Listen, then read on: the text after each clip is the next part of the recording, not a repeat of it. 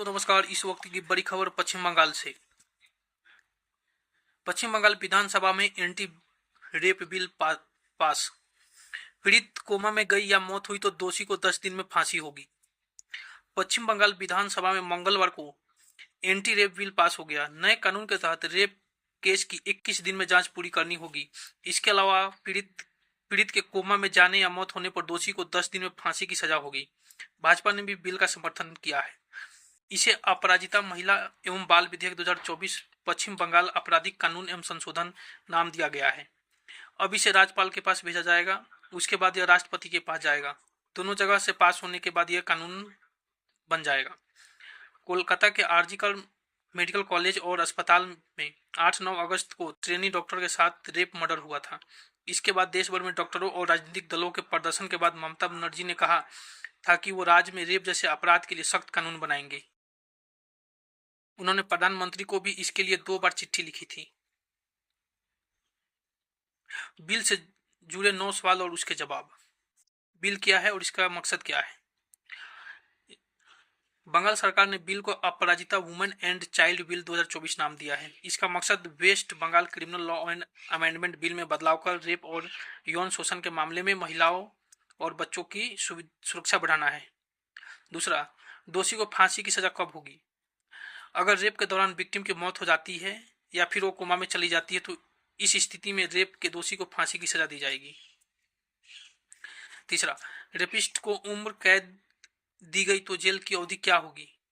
Bill में कहा गया है कि गैंग रेप के दोषी को उम्र कैद की सजा दी जाए, उसमें उसे सारी उम्र जेल में रखा जाए। इस दौरान उसे पेरोल भी ना दी जाए। मौजूदा कानून के तहत उम्र कैद कम से कम सजा 14 साल है। उम्र कैद की सजा सुनाए जाने के बाद सजा माफ हो सकती है, पेरोल दी जा सकती है, सजा कम भी की जा सकती है, लेकिन जेल में 14 साल बिताने होंगे। बिल में किन किन धाराओं में बदलाव किया गया है? बिल ड्राफ्ट में भारतीय न्याय संहिता के सेक्शन 64, 66 और 70A, 71, 72A, 73, 124(1) और 124(2) में बदलाव का प्रस्ताव है। इसमें मुख्य तौर पर रेप की सजा, रेप और मर्डर, गैंग रेप, लगातार अपराध करना, पीड़ित की पहचान उजागर, एसिड अटैक के मामले शामिल हैं। उसमें सेक्शन 65A, 65(2) और 70(2) को हटाने का प्रस्ताव है। इसमें 12, 16 और 18 साल से कम उम्र के दोषियों को सजा दी जाती है। 5वां, रेप, मर्डर और गैंग रेप की जांच पर बिल में क्या है? ड्राफ्ट बिल के मुताबिक रेप के मामलों में जांच 21 दिन के भीतर पूरी कर ली जानी चाहिए। इस जांच को 15 दिन बढ़ाया जा सकता है, लेकिन यह सुपरिटेंडेंट ऑफ पुलिस और उसके बराबर के रैंक वाले अधिकारी ही करेंगे। इससे पहले उन्हें लिखित में इसका कारण और केस डायरी में बताना होगा। 6ठा, आदतन अपराधियों के लिए कोई प्रावधान है? ऐसे अपराधियों के लिए भी उम्र कैद की सजा का प्रावधान बिल में है। इसमें दोषी को अपनी आयु पूरी करने तक जेल में रहना होगा, साथ ही जुर्माना भी लगाया जाएगा। 7वां, क्या रेप और मर्डर के मामले के लिए स्पेशल टीम बनेगी? ड्राफ्ट बिल के मुताबिक जिला स्तर पर स्पेशल टास्क फोर्स बनाने का प्रस्ताव है, जिसका नाम अपराजिता टास्क फोर्स होगा। इसकी अगुवाई डीएसपी करेंगे। ये टास्क फोर्स नए प्रावधानों के तहत मामलों की जांच के लिए जिम्मेदार होगी। 8वां, पीड़ितों को जल्द न्याय मिले, इसके लिए क्या बदलाव प्रस्तावित है? बिल में कहा गया है कि स्पेशल कोर्ट और स्पेशल जांच टीमें बनाई जाएगी। इन्हें जरूरी संसाधन और विशेषज्ञ मुहैया कराए जाएंगे जो रेप और बच्चों के यौन शोषण से जुड़े मामले देखेंगे। उनका काम तेजी से जांच, जल्द न्याय दिलाना और पीड़िता को होने वाले ट्रामा को कम करना होगा।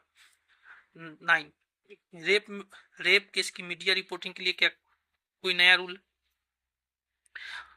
कोर्ट की कार्रवाई को प्रिंट या पब्लिश करने से पहले इजाजत लेनी होगी। अगर ऐसा नहीं किया गया तो जुर्माने के साथ 3 से 5 साल की सजा का प्रावधान रखा गया है।